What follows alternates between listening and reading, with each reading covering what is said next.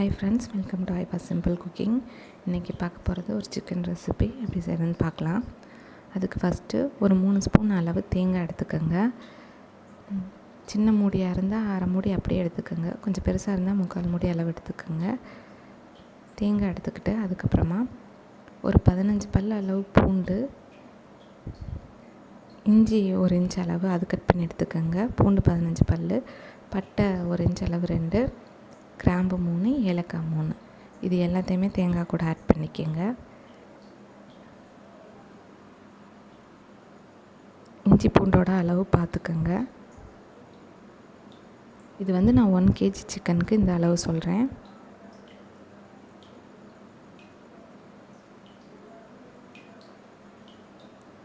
இஞ்சி, பட்டை 2 துண்டு, ஏலக்காய் 3, கிராம்பு 3.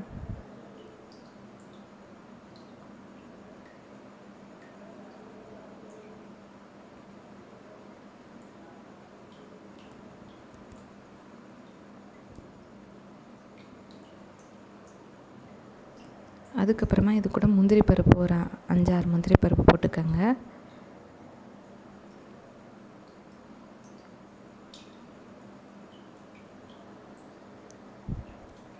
அப்புறம் இதில் ஃப்ரை பண்ணான ஆனியன், வெங்காயம், பெரிய வெங்காயம் இருக்குல்ல, அதை நீல வாக்கில் கட் பண்ணி அது ஒரு 2 ஸ்பூன் அளவுக்கு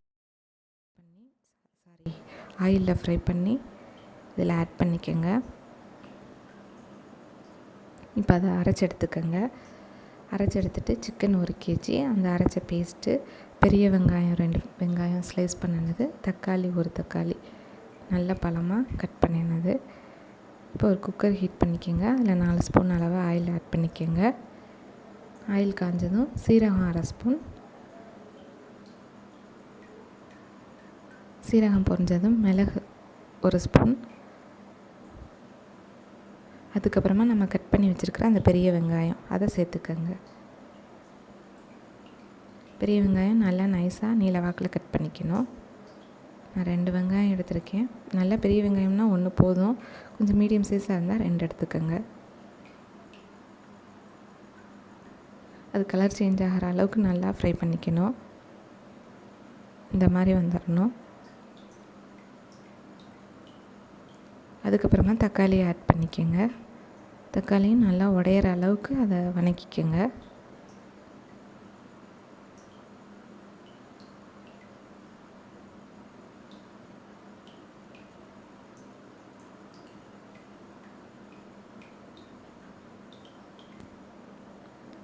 இப்போ மிளகாத்தூள் 1/2 ஸ்பூன் ஆட் பண்ணிக்கோங்க. உங்களுக்கு காரம் எவ்வளோ வேணுமோ அதுக்கு தகுந்த மாதிரி ஆட் பண்ணிக்கோங்க.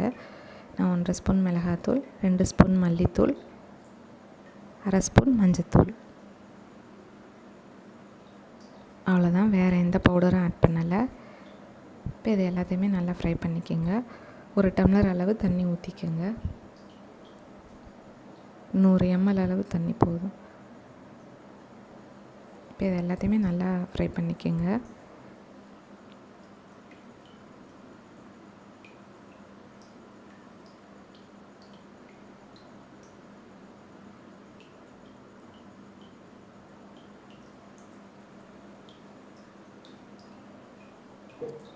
இது இப்போ கொதிக்க ஆரம்பித்ததும் எண்ணெய் பிரிஞ்சு தனியாக வரும். இந்த ஸ்டேஜில் சிக்கன் ஆட் பண்ணிக்கோங்க. சிக்கன் ஆட் பண்ணி நல்லா அதை மிக்ஸ் பண்ணிக்கோங்க.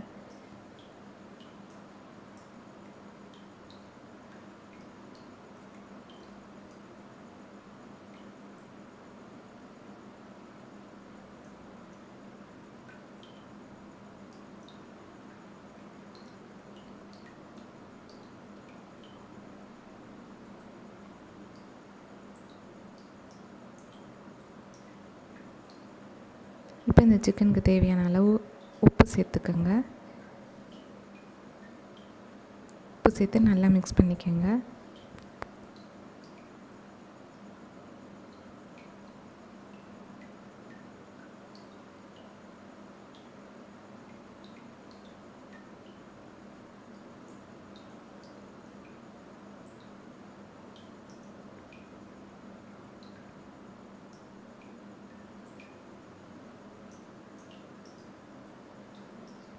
இதை நல்லா இப்போ மிக்ஸ் பண்ணிவிட்டு கொஞ்ச நேரம் ரஃப்பாக தட்டு போட்டு மூடிடுங்க.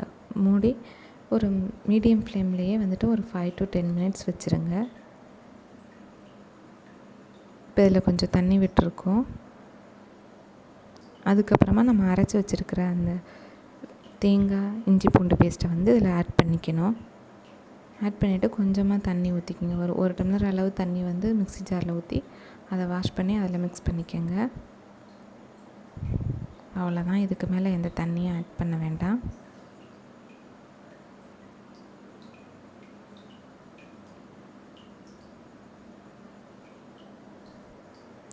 ஒரு டம்ளர் அளவு தண்ணி நான் மிக்ஸி ஜாரில் ஊற்றி அதை ஆட் பண்ணிக்கிட்டேன். அவ்வளோதான். இப்போ எல்லாத்தையுமே நல்லா கலந்து விட்டுட்டு இப்போ உப்பு பார்த்துக்கோங்க. ஃபஸ்ட்டு நம்ம சிக்கனுக்கு மட்டும்தான் போட்டோம். இப்போ மசாலா ஊற்றுனதுக்கப்புறம் எவ்வளோ இருக்குது அப்படின்னு பார்த்துக்கோங்க. பத்தலைன்னா ஆட் பண்ணிக்கோங்க. எனக்கு பத்தலை, அதனால் நான் திரும்ப கொஞ்சம் ஆட் பண்ணிக்கிட்டேன்.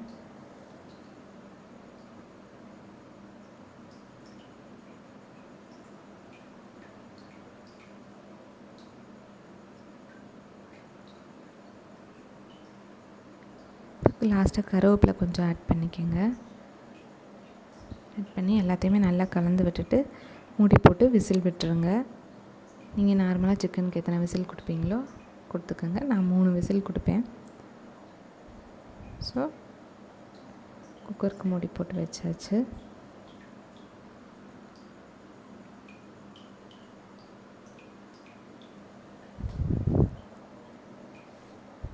அவ்வளோதான், இப்போ அந்த சிக்கன் ரெடி ஆயிடுச்சு. உங்களுக்கு குழம்பு அளவுக்கு வேணும் அப்படின்னா இப்படியே விட்டுருங்க. உங்களுக்கு கொஞ்சம் திக்காக கிரேவியாக வேணும் அப்படின்னா கொஞ்சம் நேரம் கொதிக்க வச்சுருங்க ஹை ஃப்ளேமில் வச்சு.